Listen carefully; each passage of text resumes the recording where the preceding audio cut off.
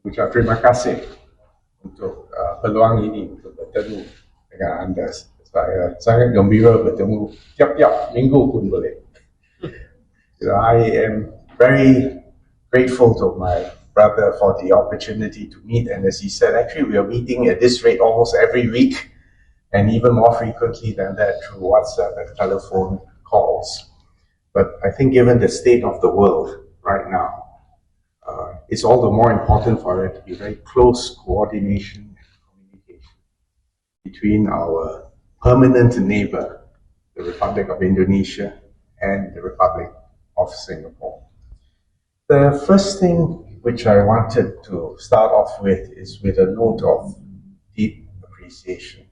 You may be aware on the 8th of May, 3 persons, 1 Indonesian and 2 Singaporeans, lost their lives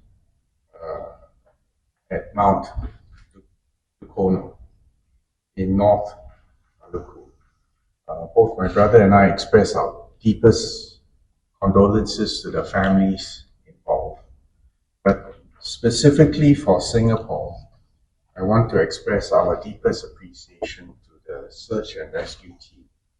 More than 150 professional Indonesian search and rescue personnel actually undertook significant risk for themselves in very difficult circumstances with a volcano that was still erupting, adverse weather conditions. They were at considerable risk, and those of us in Singapore who were following the search and rescue mission, we were also hoping and praying for the safety of the search and rescue team. This kind of instinctive looking out for one another and protecting each other in a time of crisis, this truly reflects the closeness of the hearts between Indonesians and Singaporeans, and I wanted to convey our deepest appreciation to my brother Pak Sugiono, to the team in North Maluku.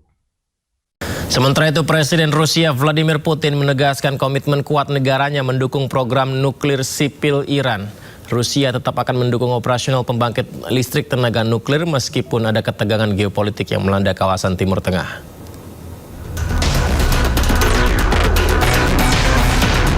Rusia siap memberikan dukungan bagi pengembangan energi nuklir yang damai di Iran.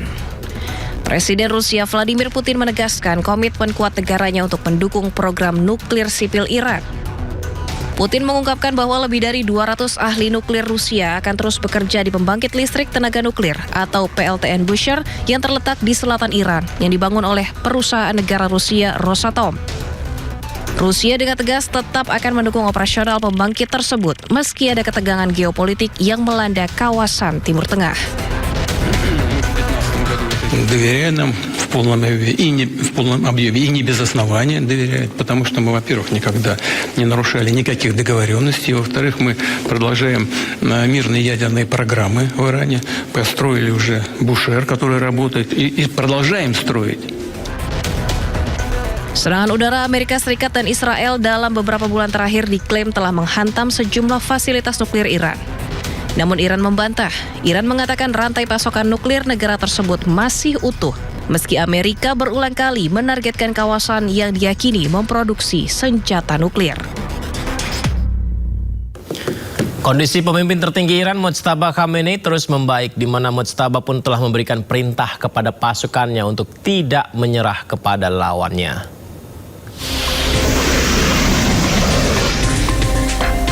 Konflik antara Amerika Serikat, Israel, dan Iran telah berlangsung selama 2 bulan.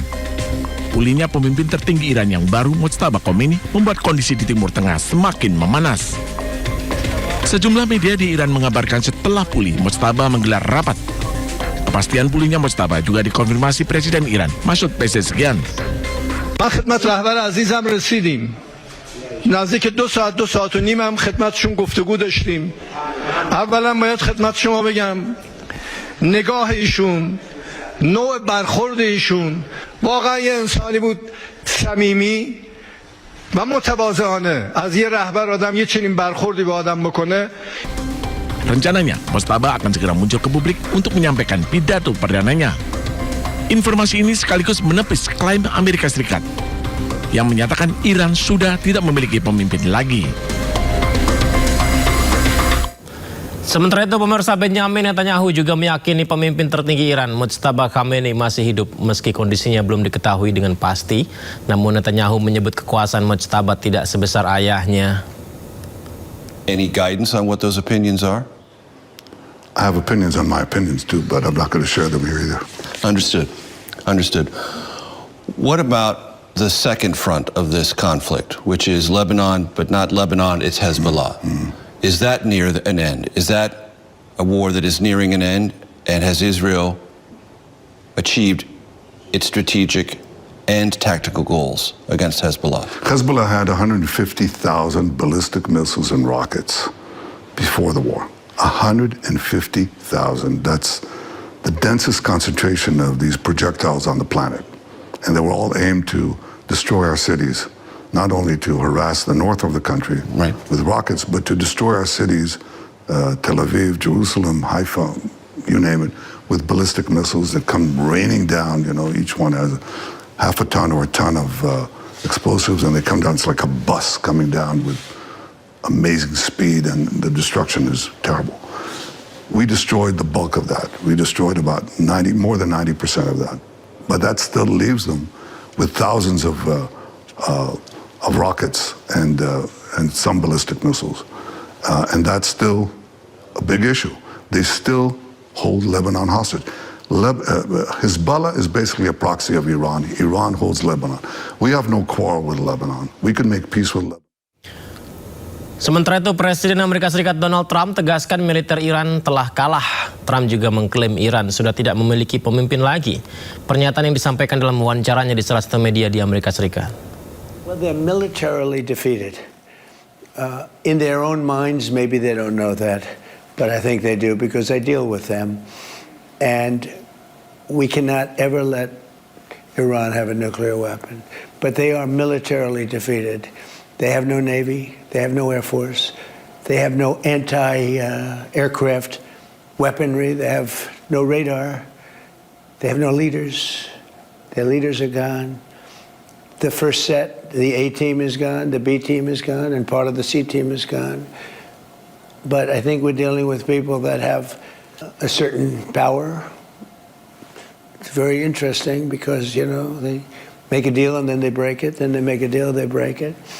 It's a difficult group, but from a military standpoint, I mean, if we left today, it would take them 20 years to rebuild.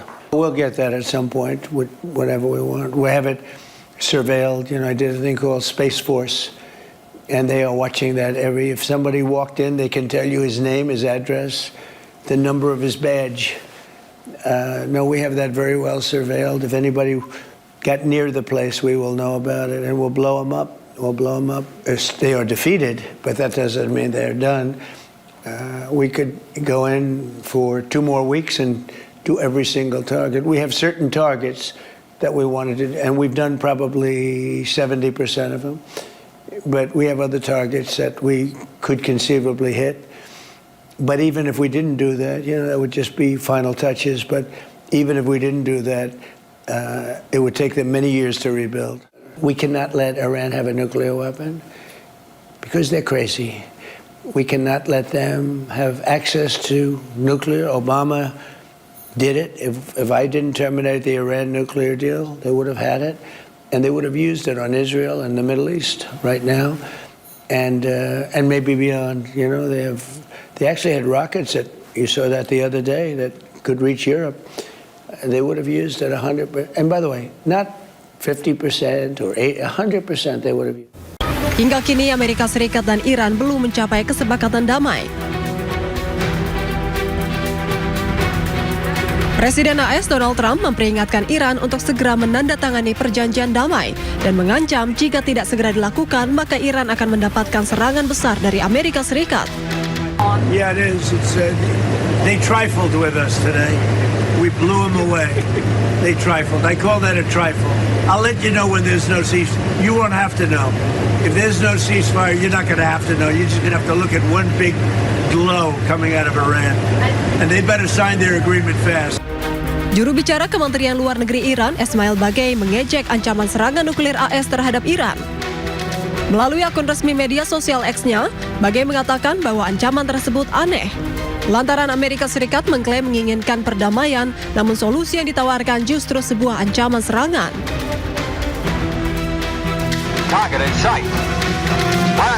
Unggahan tersebut juga disertai cuplikan film satir anti perang karya Kubrick asal Amerika tahun 1964, di mana film tersebut menceritakan tentang peluncuran serangan nuklir yang tak disengaja terhadap Uni Soviet dan berusaha dihentikan Amerika Serikat namun gagal.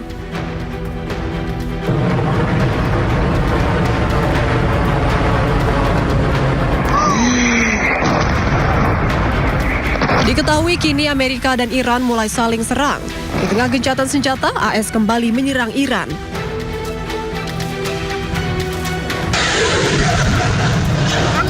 Dan militer Iran pun membalas serangan tersebut dengan rudal dan drone.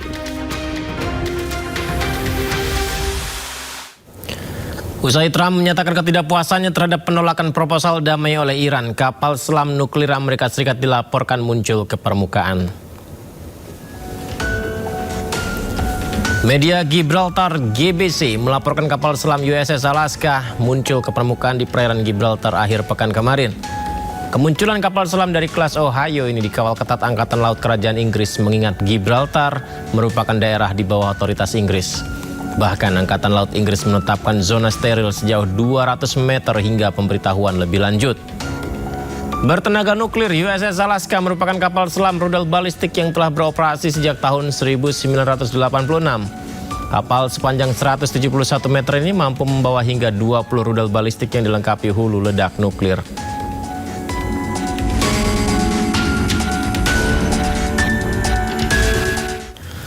Kapal induk Prancis terlihat bergerak melewati terusan Suez menuju Laut Merah dan Teluk Aden. Pengerahan kapal tempur ini terjadi setelah berulang kali mendapat kritik dari Amerika Serikat terhadap NATO karena dianggap tidak bersikap terhadap penutupan Selat Hormuz oleh Iran. Pemirsa, Prancis mengerahkan kapal induk bertenaga nuklir Charles de Gaulle menuju Laut Merah. Langkah ini merupakan rencana bagian misi gabungan Prancis dan Inggris untuk memulihkan keamanan pelayaran di Selat Hormuz. Kedatangan kapal induk Prancis ini didampingi dengan beberapa kapal tempur pendukung serta satu kapal selam.